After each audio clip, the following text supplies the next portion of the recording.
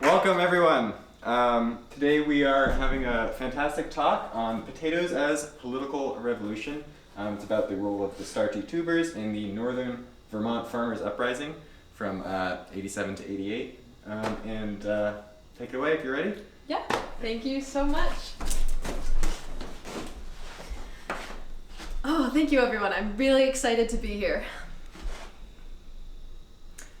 Originating in Chile, potatoes have become a staple food across the world.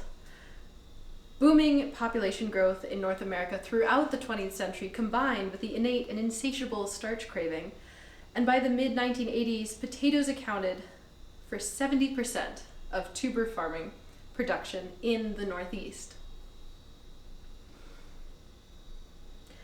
The introduction of Lay's potato chips and an industrial demand for starch drove steady annual domestic GOT growth rates between 12% and 18% for nearly a century, referred to by the scholars as the Great Starchy Expansion Period. In 1981, Ronald Reagan won over the heartland with his promise to, quote, bring back the kernel of truth to the American gastropolitics, ahistorically framing the potato as an instrument of the social destruction and responsible for fostering the, quote, dirty Soviet ideology. Notably, the OTH lobbied against his campaign with the memorable hit jingle, You Say Potato, I Say Potato, which I believe went platinum at one point. With the introduction of H.R. 117, American Corn Appreciation Act in 1986, as part of the EINT initiative, this supercharged maize subsidies and brought an artificial price deflation for its descendant products such as cornstarch or corn chips, without providing any financial cushion for the potato farmers. As you would expect, this brought some unrest. June and July of 1987 was the summer of discontent for the Northern Vermont potato farmers.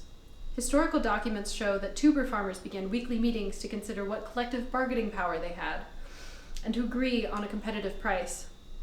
While many farmers from across the region attended these meetings, there was a notable figure at the time. Red potato farmer Simon Lufour, who we saw pictured earlier, was the loudest advocate for direct action, escalating all the way from refusing potato starch deliveries in all the states in the Corn Belt to violent guerrilla tactics against police-protected corn farms. The Northern Vermont farmers learned that potatoes contain highly concentrated potassium. They learned this by distilling potato starch and combining it with crystalline salt to create potassium cyanide. This became a tool of political revolution during the attempted assassination of Nebraska's Secretary of State, Phyllis D.B. Hansen, on August 3rd, 1987. The poison was dissolved in Hansen's tea and was reportedly, quote, disgusting. This was the peak of the conflict. Surprised, shocked, and ashamed of the violent action, many farmers lobbied for the end of the corn subsidy, and Reagan considered this closely.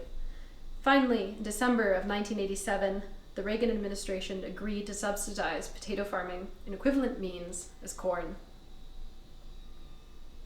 Simon Lufour, the leader of the Northern Vermont potato farmers who we met earlier, died in January of 1998.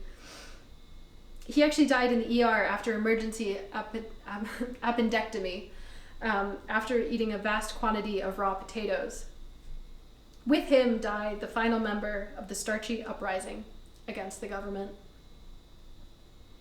I just want to say a special thanks to our sponsor, the NET, who enabled us to do all this research, and a special thanks to the institutions listed above. Are there any questions?